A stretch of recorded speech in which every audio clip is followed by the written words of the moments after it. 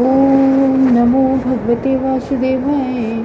तो आज हम लोग जो है श्रीमद् भागवतम के इस तृतीय स्कंद के चतुर्थ अध्याय का 28 श्लोका लेते हैं। कल हम लोगों ने सुना था कि सुखदेव गोस्वामी कह रहे हैं परीक्षित महाराज से कि इस तरीके से यमुना तट पर दोनों ने भगवान के नाम रूप यश गुण लीलाओं की चर्चा की, जबकि यद्यपि दोनों बहुत शोकाकुल थे कि भगवान जा रहे हैं इस जगत से, लेकिन फिर भी भगवान की रूप गुण यश लीलाओं का गान करते करते पूरी रात्रि यमुना तट पर बिताई। और वो पूरी रात्रि उन लोगों को एक क्षण के समान बीत गई। एक क्षण ऐसा लगा कि पूरी रात्रि बीत गई, ये हमने सुना। अब परीक्षित महाराज क्या क्वेश्चन कर रहे हैं, सुखदेव जी से क्या पूछ रहे हैं। देखो, पूरी भागवतम क्वेश्चन आंसर पर आधारित है। तो अब परीक्षित महाराज सुखदेव गोस्वामी से प्रश्न पूछ रहे हैं। क्या पूछ रहे हैं? निधनम उपगतेषु वृष्णि भोजेषु अधिरथयूथ पयूथ पेषु मोख्या सतु कथम वसिष्ठ उद्धवो यद्धरिरपि तत्य आकृतिन्नत्रधीसा। तो यहाँ पर राजा परीक्षित राजा ने पूछा, निधनम किसका निधन हुआ था, किसका विनाश हुआ था? जो वृष्णि और भोजवंश का जो विनाश हुआ था।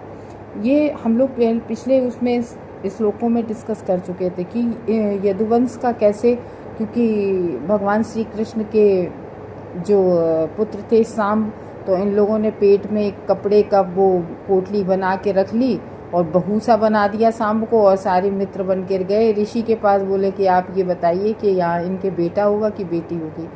तो ये हंसी टिटोली में चले गए थे। तो वहाँ पर उन ऋषि मुनि ने इन लोगों को ये कहा था कि ये जो तुम पोटली बांधे हो, ये लोहे का पूरा वो बन जाए और इसी से पूरे यदुवंश का विनाश हो जाए। तो उस यदुवंश में भगवान श्री कृष्ण भी थे।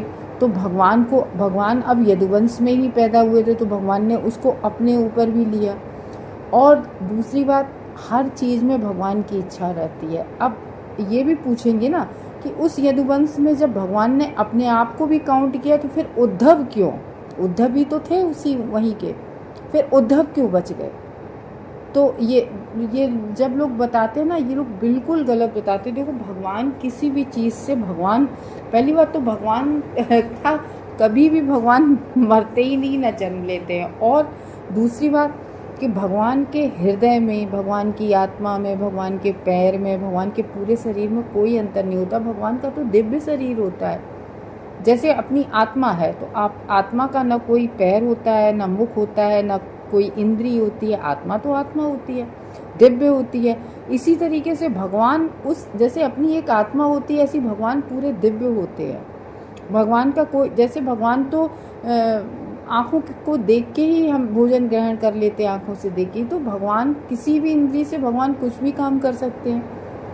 तो भगवान, इसलिए तभी तो कहा भगवान तो दिव्य है। तो यहाँ पर अब वो यही सरप्राइज होके पूछ रहे हैं कि फिर उद्धव क्यों बच गए।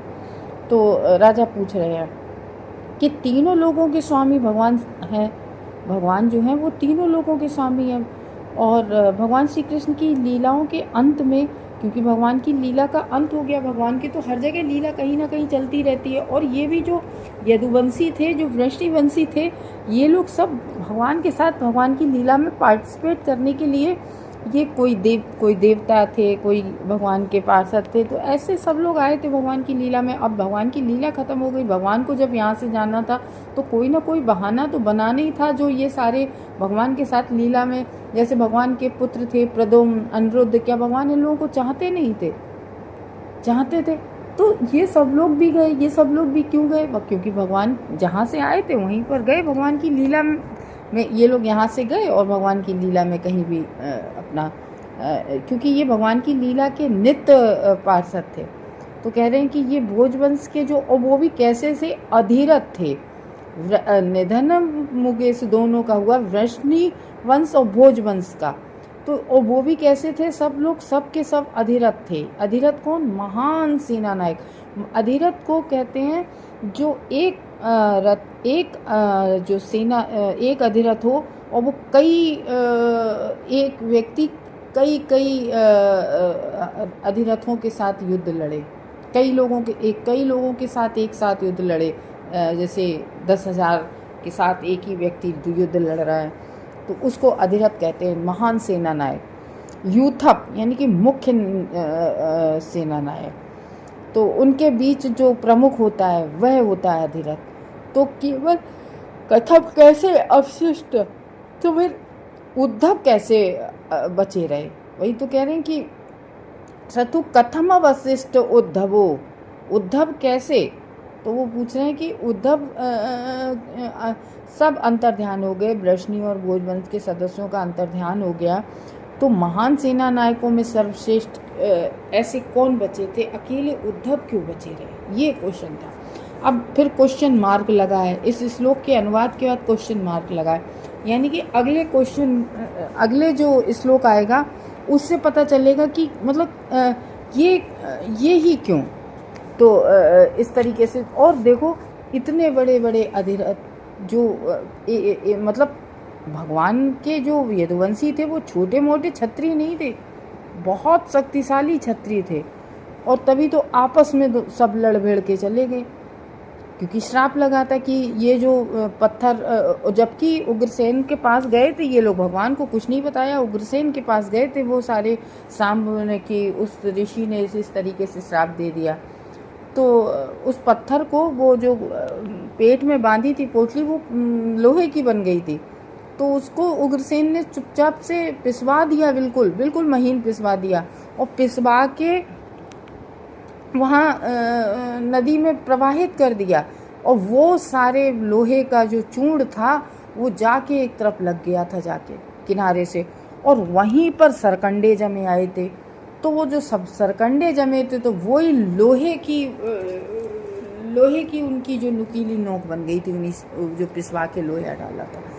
और फिर ये सारे प्रवास क्षेत्र गए तीर्थ के लिए, वहाँ जबकि सब ने मिल के खूब ब्राह्मणों को भोजन कराया, दान दिया, हम लोगों ने जाना था पिछले श्लोकों में। उसके बाद में आज्ञा लेके शराब पी के और सब लड़ भिड़ गए एक दूसरे से।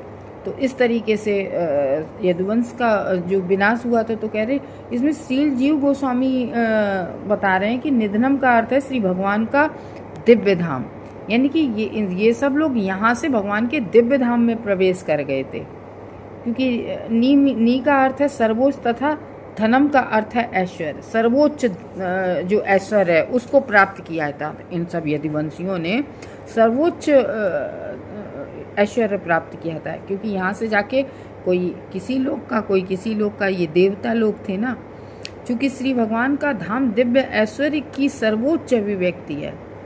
तो भगवान का जो धाम है वो सबसे सर्वोच्च ऐश्वर्य वहीं पर है। जो बीच के और भी जो लोक होते हैं उनमें इतना ऐश्वर्य नहीं है जितना कि भगवत धाम है। तो अतएव उनके धाम को निधनम कहा जा सकता है। यहाँ पर जो व्याकरण की स्पष्टीकरण दिया गया है वो ये बताया गया है कि निधनम शब्द का असली उद्देश्य ये सूचित करता है कि वृष्णि वंश और भोज वंश के सारे जितने सदस्य थे वो श्री भगवान के प्रत्यक्ष संगी थे, क्योंकि भगवान के धाम के सब आए थे भगवान के साथ पार्टिसिपेट करने, उनकी लीला में सारे पार्षद लोग थे, नित्य लीला करते थे उनके साथ, तो नित्य संगी थे। तो भगवान की लीलाओं की, जब भगवान की लीला समाप्त हो गई तो वो लोग यहाँ पर रहकर क्या करते, और जाने के लिए कोई ना कोई तो बहाना चाहिए। तो बहाना इसका ही हो गया, श्राप का ही हो गया। तो लीला समाप्त हो गई तो संगियों को भी दिव्य धाम उनके अपने अपने पदों पर भेज दिया गया, क्योंकि सब आए थे ना, तो अपने अपने पदों पे जाके सबको अपने अपने पद संभालने थे। तो विश्वनाथ चक्रवर्ती ठाकुर कहते हैं आकृतिम, जो इसमें शब्द बताया है कि जो उसका अर्थ है कि लीलाओं के रूप में जो भगवान ने किया था, जो लीला की थी। तो इस तरीके से बता रहे भगवान अपने दिव्य शरीर से अभिन्न है, तो उनके शरीर के बदलने या त्यागने का प्रश्न ही नहीं उठता। भगवान का शरीर कभी भी समाप्त नहीं होता, भगवान शरीर अब इस धरातल से गए थे। तो इसलिए जो लोग कहते हैं पैर में बाण लगा, ये लगा, वो लगा, सब झूठ है, क्योंकि ऐसा कुछ भागवतम में नहीं लिखा है। और हमें वही बात जो श्री व्यासदेव स्वामी ने लिखा है, हम तो वही सत्य मानेंगे ना जो श्रीमद् भागवतम में लिखा है। हम लोगों की बातों को क्यों माने? तो भौतिक जगत के रीति रिवाजों और नियमों के अनुसार कर्म करने हेतु तो ऐसा प्रतीत होता है कि भगवान जन्म धारण या देह त्याग करते हैं, किंतु श्री भगवान के शुद्ध भक्त वास्तविकता से सुपरिचित होते हैं।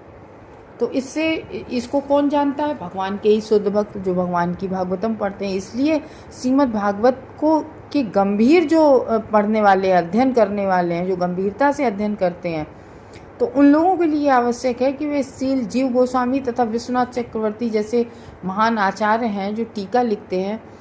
तो ये समझ लो कि ये श्री विश्वनाथ चक्रवर्ती और श्रील जीव गोस्वामी जो भी कहते हैं वो अपने पूरे मतलब होशो हवासी रियलाइजेशन से कहते हैं, बिल्कुल अपने अनुभव से कही हुई बात कहते हैं।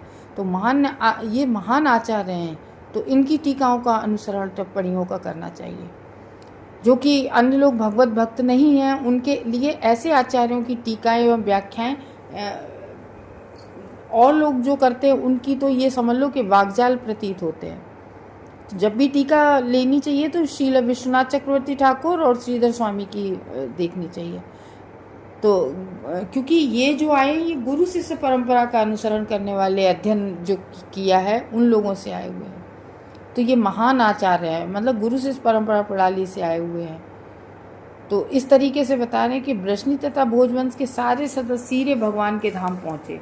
तो ये जो भी यदुवंशी थे ये, और वृष्णि वंश और भोजवंश के, ये सारे के सारे भगवान के धाम से आए थे भगवान के साथ लीलाएं करने के लिए।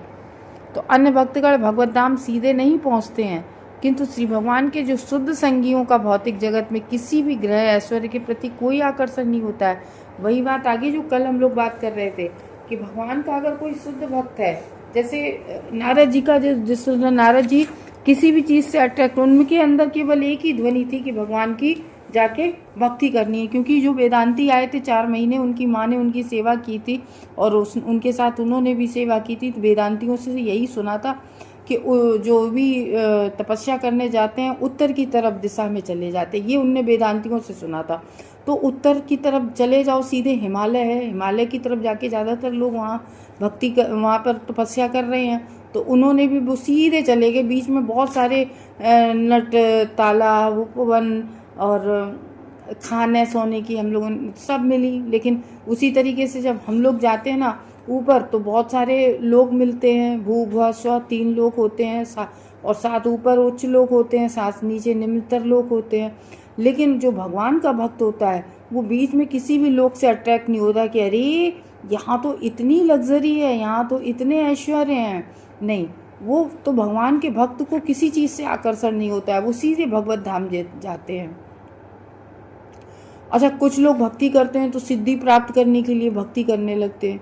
तो सिद्धि प्राप्त करते समय वे उन्हें देखने की इच्छा करते हैं कि जो लोग नहीं, कुछ लोग सिद्धि प्राप्त करने के लिए, तभी देखो जो भक्त होता है वो भक्ति करता है तो उसे बीच में जैसे जैसे उसकी भक्ति बढ़ती है तो सिद्धियां उसे ऑटोमेटिक प्राप्त होने लगती हैं।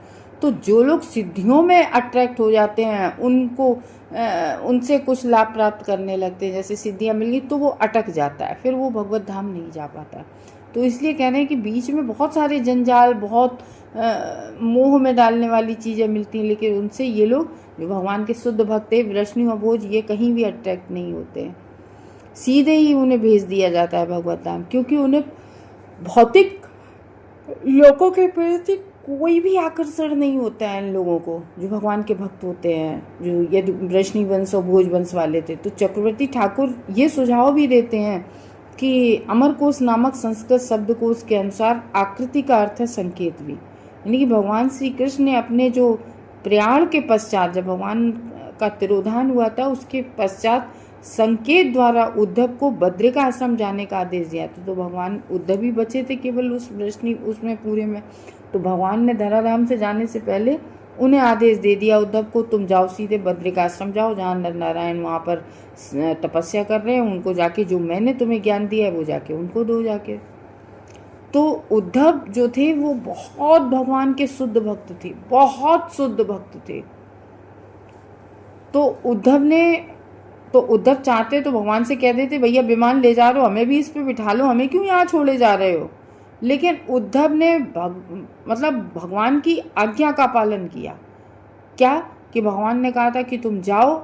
और यही देखो अपने यहाँ पर श्रील प्रभुपाद कहते हैं सबसे कि जारे देखो तारे कहो कृष्ण उपदेश, जिसको देखो कृष्ण का नाम दो, कृष्ण का उपदेश कहो। तो इस तरीके से कह रहे हैं कि उद्धव चाहते तो भगवान से कह देते, वहाँ साथ में चले जाते भगवत धाम, लेकिन उद्धव ने सबसे ज़्यादा प्रेफर क्या किया, क्योंकि उद्धव बहुत शुद्ध भक्त थे, तो उद्धव ने यही प्रेफर किया कि हमें कहाँ जाना है, हमें भगवान की आज्ञा का पालन करना है। तो श्रद्धा पूर्वक भगवान के आदेश का पालन किया। तो पृथ्वी धरातल से श्री भगवान के प्रयाण के बाद ही उनके अकेले रह जाने का यही कारण था।